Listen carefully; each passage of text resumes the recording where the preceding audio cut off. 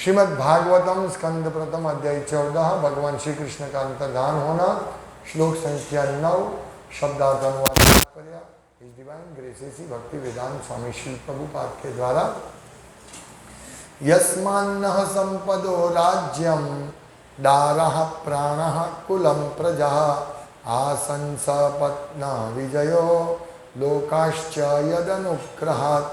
शब्दार्थ यस्मात् जिससे नह हमारा संपदः ऐश्वर्य राज्यम राज्य दारः पत्नियां प्राणः जीवन आधार कुलम वंश प्रजा प्रजागण आसन संपन्न हुए सपत्न प्रतियोगी विजय जीतकर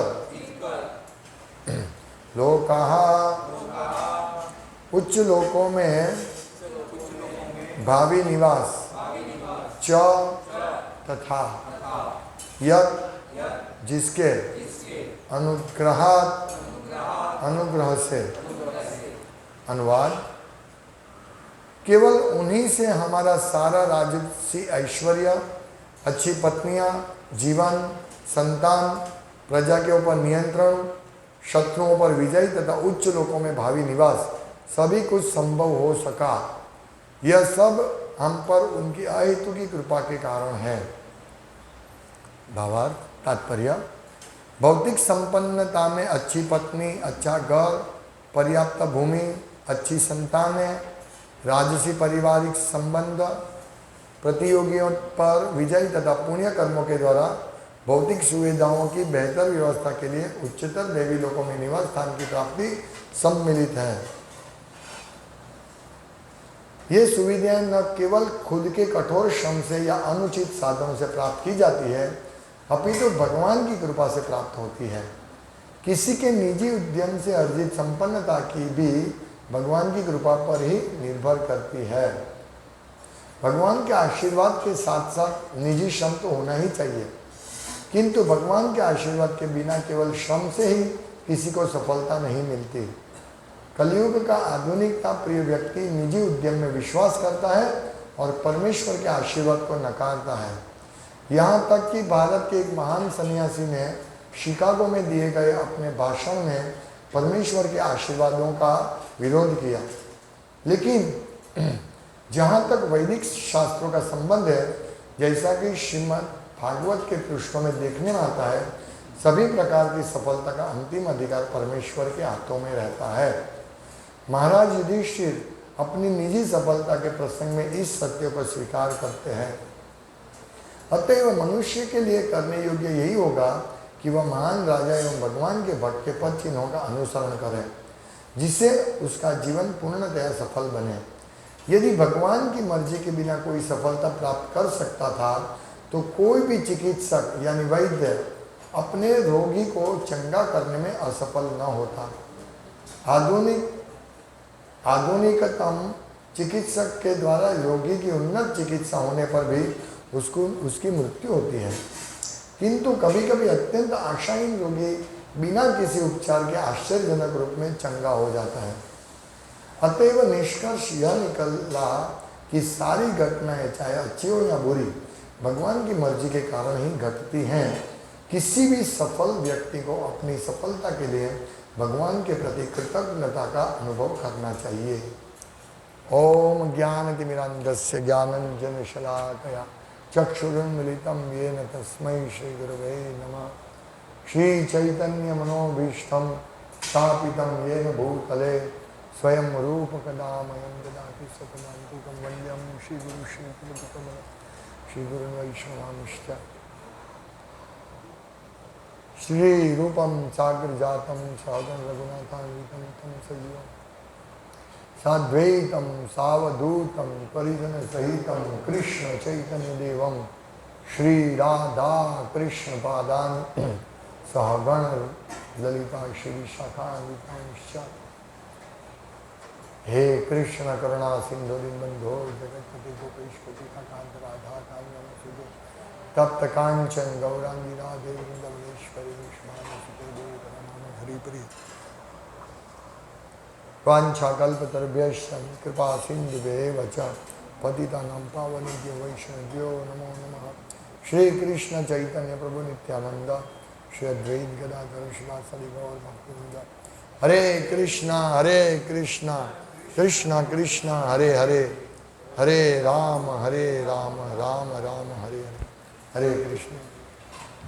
यस्मान्नः संपदो राजन राज्यम दारा प्राणा कुलम प्रजा आसन सपत्न विजयो लोकाश्च यद अनुग्रह। केवल उन्हीं से हमारा सारा राजसी ऐश्वर्य, अच्छी पत्नियां, जीवन, संतान, प्रजा के ऊपर नियंत्रण, शत्रुओं पर विजय तथा उच्च लोकों में भावी निवास सभी कुछ संभव हो सका। यह सब हम पर उनकी अहेतुकी कृपा के कारण है। महाराज युधिष्ठिर महान राजवी पूर्ण रूप से ऐश्वर्य भुगत रहे थे, पर वो कभी ये नहीं भूले कि भगवान कृष्ण की वजह से हमारा सब कुछ है। ये जो भी ऐश्वर्य हम भुगत रहे हैं वो सब कृष्ण की कृपा से है। ये उनको, ए भाई तुम देखो ना सीधा, सब कृष्ण की कृपा से ये सब। प्रभुपाद इस तात्पर्य के सार में कहते हैं कि किसी भी सफल व्यक्ति को अपनी सफलता के लिए भगवान के प्रति कृतज्ञता का अनुभव करना चाहिए। कृतज्ञता, ओहो भगवान, आपकी वजह से आज मैं सुखी हूँ, आपकी वजह से मेरे पास जो कुछ है वो सब है, आपकी कृपा से मैं भक्ति कर रहा हूँ, आपकी कृपा से मैं मंगल आरती आ रहा हूँ, आपकी कृपा से सब कुछ हो रहा है। ये पूरा सिर्फ बोलने के लिए नहीं, पूरा हृदय से हमको ये कृतज्ञता व्यक्त करनी चाहिए भगवान के पास। ये बहुत महत्वपूर्ण है, क्योंकि हमारी प्रत्येक क्षण, हमारा जो जीवन, या कहते हैं ना कि जो जीवन है, ऐश्वर्य, अच्छी पत्नियां, जीवन, सब कुछ भगवान की अहेतु की कृपा से है। हम एक क्षण, जो हम एक कदम चलते हैं, वो क्यों चलते हैं? कृष्ण की कृपा से।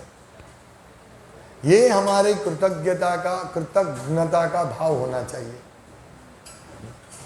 ज्ञ, कृतज्ञ भी एक होता है, ग आधा ग और न, वो कृतज्ञ। शत्रुघ्न जैसा होता है ना, शत्रु को मारना, शत्रुघ्न, शत्रु का दमन करना। इसी प्रकार कृतज्ञ और कृतज्ञ, कृतज्ञ, ये दोनों में अंतर है। कृतज्ञ यानी जो व्यक्ति अपने पर किसी का उपकार होता है तो भूल जाता है, इसको बोलते कृतज्ञ। ग न, कृतज्ञ। और ज्ञ, ज्ञ, यज्ञ का यह, कृतज्ञ यानी याद रखता है। जैसे भगवान का एक गुण है कृतज्ञता। भगवान कहते हैं ना, स्वल्पमप्यस्य धर्मस्य त्रायते महतो भयात्। छोटा सा भक्तिमय कार्य भी महान भय से निकालते, यानी भगवान कृतज्ञ है कि इन्होंने मेरे लिए छोटी सेवा की तो मैं उसको बचाऊंगा। यह है कृतज्ञता। तो हमारे में भी ये कृतज्ञता का गुण आना चाहिए। कृतज्ञ, हिंदी में ज्ञ बोलते हैं, संस्कृत में ज्ञ बोलते हैं, ज्ञ, और गुजराती में ज्ञ, गुजराती में भी ज्ञ, ज्ञान का ज्ञ, और ज्ञ, इसमें ज्ञ बोलते हैं। जे संस्कृत में जे जी एन, ज्ञ। तो महत्वपूर्ण है हमें हमारे जीवन में जो भी हो रहा है, ऐसा नहीं अच्छा ही हो रहा है तो ही भगवान की याद करना चाहिए, भगवान का स्मरण करना चाहिए कि भगवान आपकी कृपा से होता है। जब हमारे जीवन में बुरा भी होता है तो भी हमें यही सोचना चाहिए कि भगवान आप हमारे पाप कर्म काट रहे हैं, ये आपके अहित की कृपा है। जैसे भौतिकतावादी लोग कुछ बुरा होता है तो भगवान को गाली देते हैं, ओ भगवान कितना दुख देता है, और जब कुछ अच्छा होता है तो बोलता है देखो मैंने ये किया, मेरा यश देखो, मेरी शक्ति देखो, मैंने ये किया। ये डिफरेंस है भक्तों और अभक्तों में। भक्तों क्या सोचता है, जब अच्छा होता है भगवान आपकी कृपा से ये हुआ, जब बुरा होता है तो क्या बोलते हैं, ये मेरे पाप कर्म की सजा मुझे मिल रही है। कितना फर्क है देखिए, चेतना में, समझने की चेतना में कितना फर्क है। बड़ी बड़ी गाड़ी में लोग घूमते हैं, ये मेरी गाड़ी है, मेरी मेहनत की कमाई है। नहीं, प्रहलाद महाराज बहुत सुंदर श्लोक बोलते हैं, श्रीमद् भागवतम के 7वें अध्याय के 7वें स्कंद के 9वें अध्याय के 19वां श्लोक, बहुत महत्वपूर्ण श्लोक है। बालस्य नेह शरणम पितरौ नुसिहा नार्तस्य चागद मुदन्वति मज्जतो नहो तप्तस्य तत्प्रतिविधीर्य इहाज्य श्रेष्ठ तावद विभो तनुभृताम तदुपेक्षितानाम। बहुत सुंदर श्लोक है।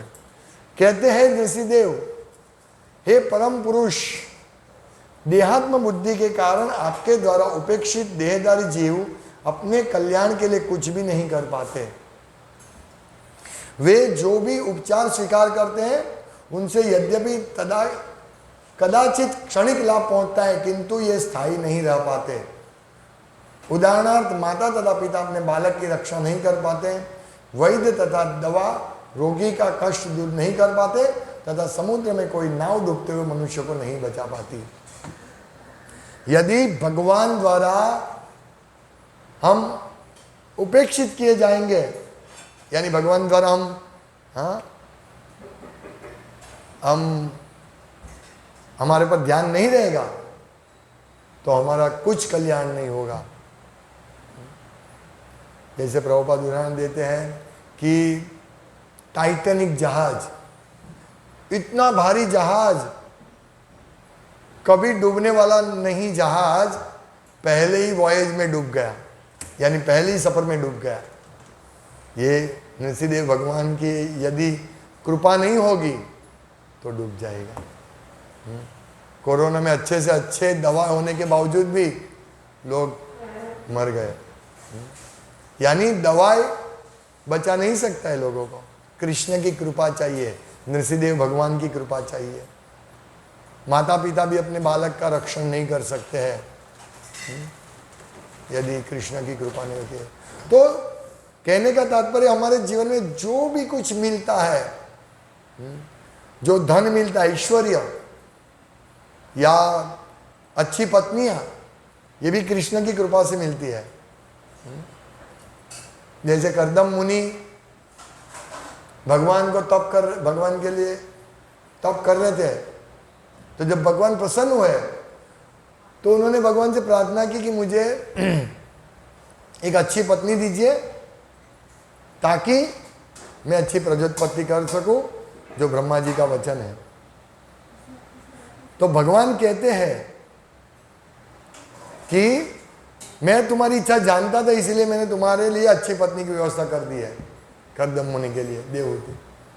इतने दिन के बाद तुम्हारे पास स्वयं वो आएगी, उनके पिता स्वयंभू मनु आएंगे और शादी कर पाएंगे। प्रभुपाद लिखते हैं, यदि किसी को अच्छी पत्नी चाहिए तो कृष्ण की कृपा होनी चाहिए, कृष्ण से प्रार्थना करनी चाहिए, अच्छी पत्नी चाहिए। तो इस प्रकार अच्छी पत्नियां, जीवन, हमारे जीवन पूरा कृष्ण के हाथ में है। हम जब भी बीमार होते हैं, हम अच्छे होंगे कि नहीं, कृष्ण के हाथ में है। मुझे कोरोना में अनुभव हो गया, 1.5 महीना बुखार, 1 महीना पूरा बुखार आया, हॉस्पिटल में एडमिट करने जैसी स्थिति थी, पर कृष्ण की इच्छा थी इसलिए मैं बच गया। यही हमारा जीवन, पूरा जीवन कृष्ण, पूरा लगाम कृष्ण के हाथ में हमारे जीवन का। हम एक क्षण जी नहीं सकते यदि कृष्ण नहीं चाहेंगे तो, एक क्षण भी। तो हमारा जीवन, हमारा संतान, अच्छे संतान कृष्ण की कृपा से होता है। अभी आजकल की संतान देखते हैं पूरे असुर,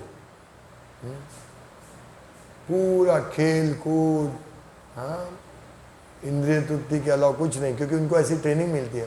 तो ऐसे संतान क्यों होते हैं? कृष्ण भक्ति माँ बाप नहीं करते, इसलिए ऐसे संतान होते हैं। यदि कोई कृष्ण भक्त है और संतान अच्छी चाहते हैं, तो प्रभुपाद ने कहा है कि संतान प्राप्त करने से पहले 51 हरे कृष्ण महामंत्र की माला करनी है। अच्छी चेतना यदि होगी तो संतान कृष्ण की कृपा से अच्छा होगा। तो इसीलिए कृष्ण भक्तों का जवाबदारी है, हाँ, हम दो हमारे एक नहीं, हम दो हमारे 10 संतान होने चाहिए। तो ये क्या बात कर रहे हैं? एक्चुअली हम देखे हैं, अभी हमारे बीच में ये माताजी उपलब्ध है, उनके 9 भाई बहन थे, 9-10 भाई बहन थे। हाँ, हम सोचते 10 संतान कैसे? सब हो सकता है, कृष्ण की इच्छा होगी तो। पर अभी पूरा अप्रचार हो रहा है, अप्रचार हो गया। ज्यादा बच्चे होंगे, हाँ, तो हमें समस्या होगी, पढ़ाने की, खाने पीने की समस्या होगी। लोग इंद्रिय तृप्ति करना चाहते हैं। अनियंत्रित जाते जीवन जो बच्चे भी नहीं प्राप्त करो, ये बड़ा पाप है। तो बच्चे ज्यादा होने चाहिए। जो स्त्री को ज्यादा बच्चे हैं वो भाग्यशाली मानी जाती है, वास्तविकता ये है। लेकिन अभी पूरा उल्टा प्रचार हो रहा है। हाँ? भक्ति नहीं करनी है, ये उल्टा प्रचार हो। भक्ति मत करो, मेहनत करो। जैसे प्रभुपाद कहते हैं कि भारत के एक महान सन्यासी ने शिकागो में दिए गए अपने भाषण में परमेश्वर के आशीर्वादों का विरोध किया था। आप सब जानते होंगे वो नाम, वो सन्यासी का नाम, शिकागो में। अपना मुंह से बोलने जैसा नहीं है। पूरा भारत की संस्कृति को, वेद के मैसेज संदेश को पूरा उल्टा कर दिया। ऐसा सन्यासी मांस खाता था। तो वो कहते हैं परमेश्वर के आशीर्वाद की आवश्यकता नहीं है, मेहनत करो, मेहनत करो। तुलसी बोने की आवश्यकता नहीं, तुलसी की सेवा करने की आवश्यकता नहीं, रिंगण बैंगन उगाओ। मंदिर की आवश्यकता नहीं, फुटबॉल मैदान बनाओ। ये सन्यासी बोलता है। ये पूरा अप्रचार चल रहा है लोगों को नास्तिक बनाने का। कृष्ण में क्यों विश्वास करते हो? कृष्ण कहाँ दिखता है आपको? खुद में विश्वास करो, देखो हम तो खुद है। हमारे बॉस में विश्वास करो, बॉस दिखते हैं, कृष्ण कहाँ दिखते हैं? ये पूरा अप्रचार चल रहा है। जबकि युधिष्ठिर महाराज इतने बड़े राजा, पूरी पृथ्वी के सम्राट, कितनी पत्नियां हैं, कितने बच्चे थे, पूरा कृष्ण कृष्ण।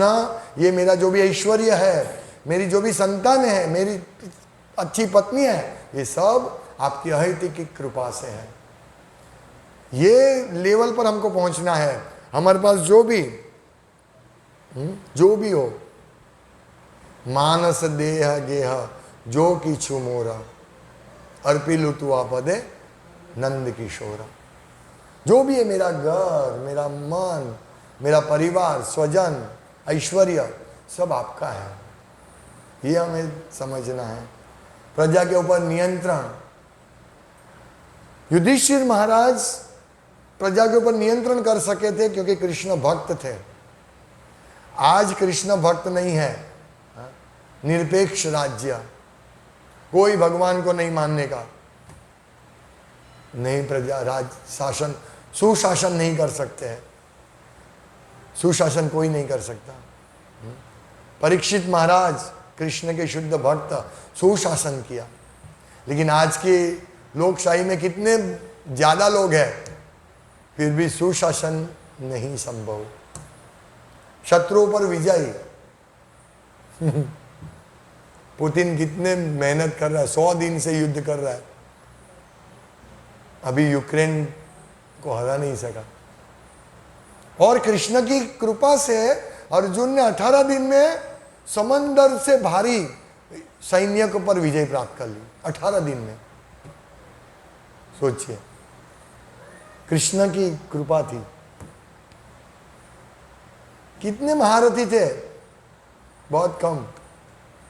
जब अर्जुन युद्ध के बाद भगवान ने बोला तुम पहले उतरो, पूरा युद्ध समाप्त हुआ, रथ से अर्जुन को उतारते हैं, फिर भगवान कृष्ण उतरते हैं और धड़ाम से रथ फूट जाता है, टूट जाता है, पूरा विस्फोट होता है। क्यों? ये सब अर्जुन को मारने के जो शस्त्र थे ना, भगवान शस्त्र सब थे, भगवान ने उसको रोक के रखा था।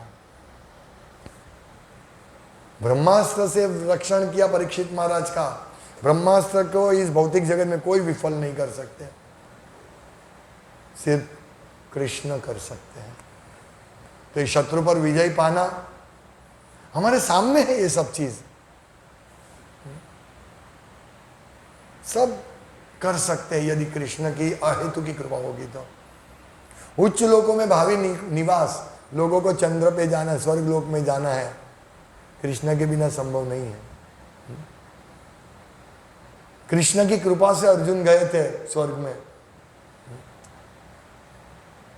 ये सब कृष्ण की कृपा से होता है। हम एक छोटे से बच्चे की तरह यदि हम कृष्ण का शरण में रहेंगे, जैसे एक पुत्र पिता के आदेश में रहते हैं तो सुखी होता है, उसको कोई टेंशन नहीं होता है। ये युधिष्ठिर महाराज क्या सब थे, बिंदास, बिल्कुल। इतनी विपत्ति आई, कोई बात नहीं। इतना सुख आया, सुख में वो मतलब उद्दंड नहीं हो गए, गर्विष्ठ नहीं हो गए, और दुख में वो हताश नहीं हो गए। यही हमें सीखना है युधिष्ठिर महाराज के सब गुण।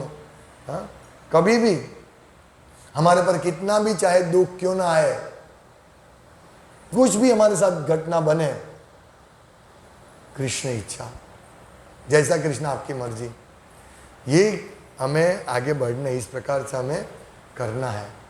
आज हम जो भी कुछ है यहाँ बैठे हैं, एकमात्र भगवान कृष्ण की कृपा से, अहेतु की कृपा से। नहीं तो हम कहाँ होते? आप सोचिए, कभी हम कृतज्ञता व्यक्त करते हैं? भगवान, मैं जो भी हूँ, मैं जो भी भक्ति कर रहा हूँ, जो भी प्रचार कर रहा हूँ, जो भी सेवा कर रहा हूँ, सिर्फ और सिर्फ आपकी कृपा से, मेरा कोई सामर्थ्य नहीं है। यदि कृष्ण की कृपा नहीं होगी तो हम इसको उठा के भी इधर नहीं रख सकते हैं, हमारा हाथ पैर कुछ नहीं चलेगा। हम देखते हैं ना, किसी को स्ट्रोक आता है, कुछ नहीं कर सकते, सोया रहना पड़ता है। हम बीमार भी होते हैं, हम कुछ नहीं कर सकते। इसलिए एकमात्र आश्रय स्थान है कृष्ण, सुख में दुख में सब जगह। ऐसा नहीं कि सिर्फ सुख में ही अभी हमारा अच्छा है, हम आ सकते हैं मंगल आरती में, इसलिए अभी हम सुखी है, हम आएंगे मंगल आरती में। नहीं, यदि हमारे पर दुख है तो भी हमें मंगला में आना चाहिए, तो भी भगवान की सेवा उसी भाव से करनी चाहिए। चाहे हम थोड़े अक्षम होंगे दुख में, लेकिन हमें ये सोचना चाहिए दुख ज़्यादा रहेगा नहीं, जैसे सुख ज़्यादा रहता नहीं है। सुख भी कहाँ रहता है ज़्यादा? सुख क्षणिक है, उसी प्रकार जो सुख है वो दुख निवृत्ति है। जब हम दुखी होते हैं, जब हमारा दुख दूर होता है, तो उसको हम बोलते हैं सुखी है। बाकी वास्तव में सुख है ही नहीं। हम जो सुख आस्वादन कर सकते वो सुख ही नहीं इस जगत में। हाँ? ये सब मानसिक सुख है, काल्पनिक सुख है। इस जगत में जो भी सुख मिलता है वो काल्पनिक सुख है। जैसे हम सोचते हैं हम बड़े बंगले में रहेंगे, अच्छे घर में रहेंगे, तो एक काल्पनिक सुख है। जब हम एक छोटे से घर में रह के बड़े घर में जाते हैं तो हम सबको बोलते हैं अभी हम बड़े घर में जा रहे हैं, लेकिन वो काल्पनिक सुख है। बहुत भारी दुख रहेगा बड़े घर में रहना, कोई आसान नहीं है। मेंटेनेंस, सफाई, सिक्योरिटी, ये बढ़ गया। तो हमको, हाँ हम बड़े घर में रहते, सुख नहीं है, वास्तव में सुख नहीं है। ये जो सुख है सिर्फ श्रुति सुख, सुनने में अच्छा लगता है, मेरा 2 करोड़ का बंगला है, मेरे पास मर्सिडीज गाड़ी है, ये सिर्फ सुनने में सुख लगता। कोई बोलता है ऐसे, इसके ये आदमी के पास मर्सिडीज गाड़ी है, वो बहुत सुखी होगा, वो जानता है मर्सिडीज वाला कितना सुखी है, अच्छे घर वाला वो जानता है, ये बड़ी फैक्ट्री का मालिक है। आज ही मैं सोच रहा था कि ये जो मुकेश अंबानी ये सब, उनके पास कितना पैसा है, लेकिन सुख क्या है? टेंशन में, हमेशा टेंशन में रहते हैं, उनके पास सुख ही नहीं है कुछ। कोई पार्टी में जाना फिर भी चिंता तो रहती है, हाँ? कैसे मेरा सब शेयर का भाव तो ठीक रहेगा ना, है नौकर, हाँ ये वास्तव में जो हमारे घर के नौकर है, बड़े घर के नौकर ही रहते हैं, वही सुखी है, इसलिए नौकर बनना सुखी है, सुख है। लेकिन नौकर किसका? कृष्ण का। कृष्ण का नौकर बनो, सुखी रहो। जितना ज्यादा हम सुख के लिए प्रयास करेंगे उतना दुख ही मिलेगा। इसीलिए प्रहलाद महाराज कहते हैं कि प्रहलाद महाराज ने, ये भागवतम के 11 स्कंद, प्रहलाद महाराज भी कहते हैं कि दुख को दूर करने का जो उपाय हम करते हैं उससे और ज्यादा दुख मिलता है। ये सही बात है। हमारे के हमारी रहने की व्यवस्था है, लेकिन हम सोचते और इससे थोड़ा इतना छोटा घर है, 1 रूम 1 बेडरूम हॉल किचन, थोड़ा बड़ा करते हैं, सुख मिलेगा, श्रुति सुख मिलेगा। हाँ, तो ये दुख को दूर करने के लिए जैसे हम बड़ा घर लेते हैं तो उसके पीछे तो बहुत सारे दुख आ जाते हैं। लोन का हफ्ता भरो, सिक्योरिटी, घर को मेंटेनेंस, बड़ा घर है, वेरा बिल। मैं 1 बेडरूम हॉल किचन में रहता था ना, तो वेरा बिल आता था 200-300, अभी 6,000 रुपया, 6-7 हज़ार रुपया। लाइट बिल आता था 400-500, वो भी गर्मी में, अभी आता है 1500, 3 गुना।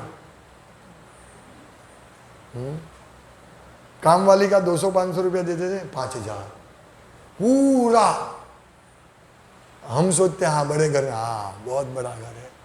नहीं, जो सुख तो कहीं पे नहीं है, छोटे घर में भी सुख नहीं है, लेकिन जो छोटे घर में रहने का हमारा जो मानसिक दुख है वो, अरे मैं छोटे घर में रह रहा हूँ, तो वो मानसिक दुख को दूर करने के लिए हम मानसिक सुख को बढ़ाने जाते हैं, तो और चिंता बढ़ती है।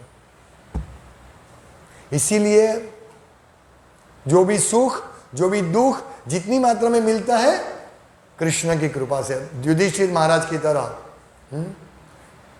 अभी हम समझ सकते हैं श्लोक को, केवल उन्हीं से हमारा सारा राजसी ऐश्वर्य, अच्छी पत्नियां, जीवन, संतान, प्रजा के ऊपर नियंत्रण, शत्रुओं पर विजय तथा उच्च लोकों में भावी निवास सभी कुछ संभव हो सका।